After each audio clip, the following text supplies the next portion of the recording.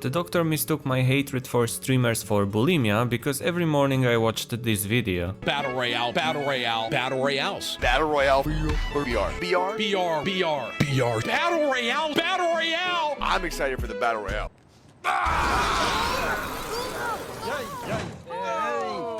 Streamers are the worst, but from the beginning. Battlefield 6 is coming out in October already, and many people, really a lot of them, including me, are really hyped for the game. Except let's say that they've split into two groups. One are players who miss the days of Battlefield 3, Battlefield 1, Battlefield 5, Battlefield 4, Battlefield Hardline, you know, normal people, and the other one are streamers. For them nothing is sacred, every game has to be a damn battle royale or else their vein will pop, cause they won't be able to buy another Ferrari.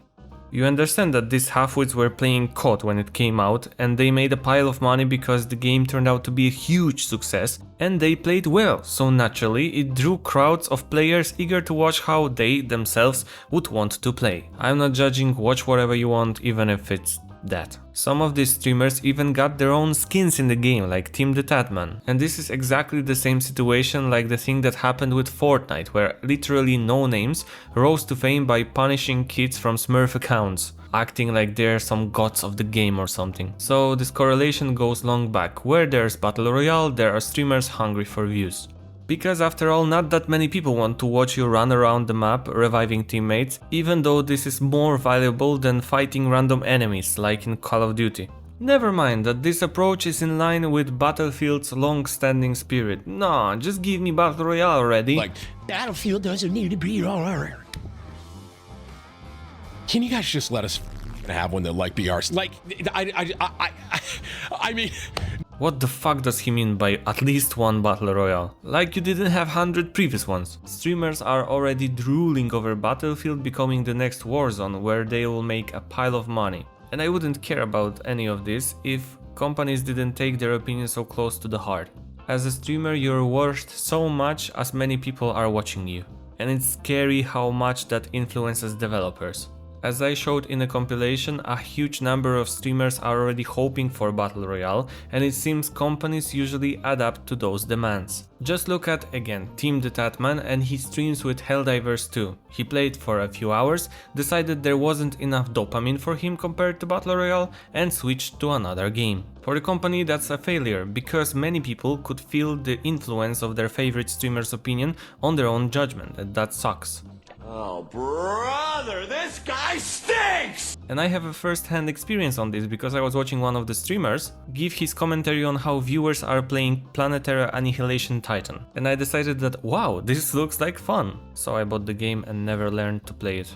If DICE focuses on making its own Battle Royale, we'll get an average Battlefield game and a heavily supported Battle Royale that only shares the first half of its name with Battlefield. This will definitely disappoint fans of the earlier games and briefly satisfy streamers and their fans until they get bored and move on to something else. So my prediction is like that. Games has such thing called honeymoon phase, and Battlefield's honeymoon phase will be shorter because after 1 month Black Ops 7 will have its premiere. So it's safe to assume that many of the players will leave Battlefield to try out the new Call of Duty. But looking at what Call of Duty has to offer, it might turn out to be a pile of dog shit. So hopefully after some time with Call of Duty people will go back to Battlefield 6. But I really hope that in this first month people will fall in love with Conquest, not with Battle Royale. And that's why it's the best to hope that Battlefield's Battle Royale will end up like Firestorm in Battlefield 5, which was, to put it mildly, not a success. And that we'll enjoy one polished game every 3 years at most, one that we'll be able to compare to Battlefield 3 or 1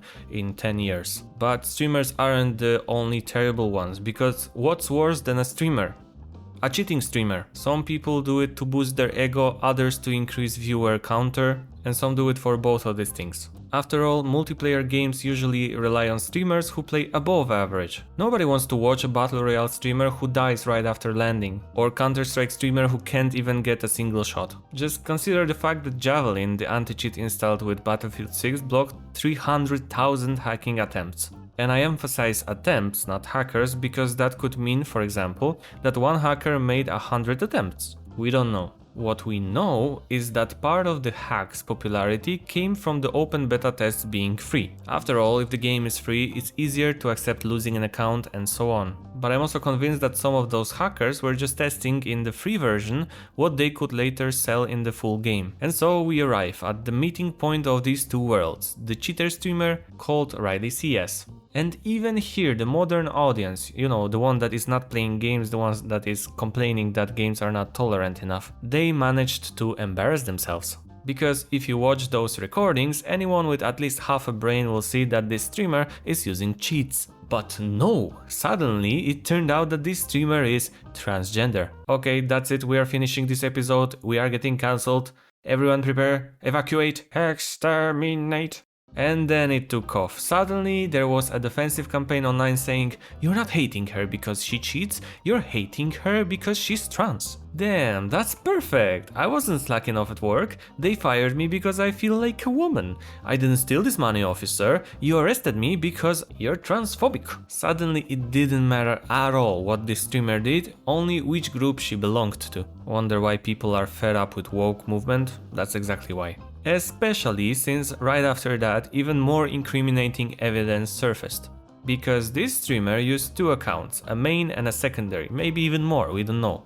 The point is that on the main account she was practically kicked from every game, she had trouble starting it and she had other networking issues. And then she moved to second account and magically everything was working fine. That's an interesting question. Why two accounts operating with exactly the same configuration on exactly the same PC behave so differently? Well, one reason could be a ban from DICE, maybe. Many people suspect that Riley CS simply got a shadow ban on the main account and was forced to play on the extra one, since the anti-cheat is working on a kernel level, and I have some experience with banning people on iOS, for example. Then imagine what would happen if we would follow the footsteps of iOS apps and start banning people based on their serial number. Damn, that would be fucked up. Imagine that you're buying some PC component from Best Buy or somewhere, it's arriving and then you put it in your computer and suddenly your game is not working. On one hand, it would solve the cheater problem, at least a little bit, but on the other one it's not so good to give so much control to the companies. And if that's not enough, during the beta, EA featured the best Battlefield 6 plays in their marketing. Would it surprise you that not a single Riley CS play appeared on their Twitter?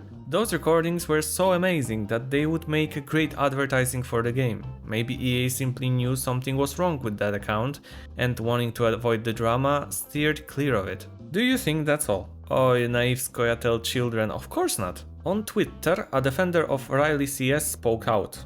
He wrote that as a member of AIM community for 5 years, Riley CS is not cheating.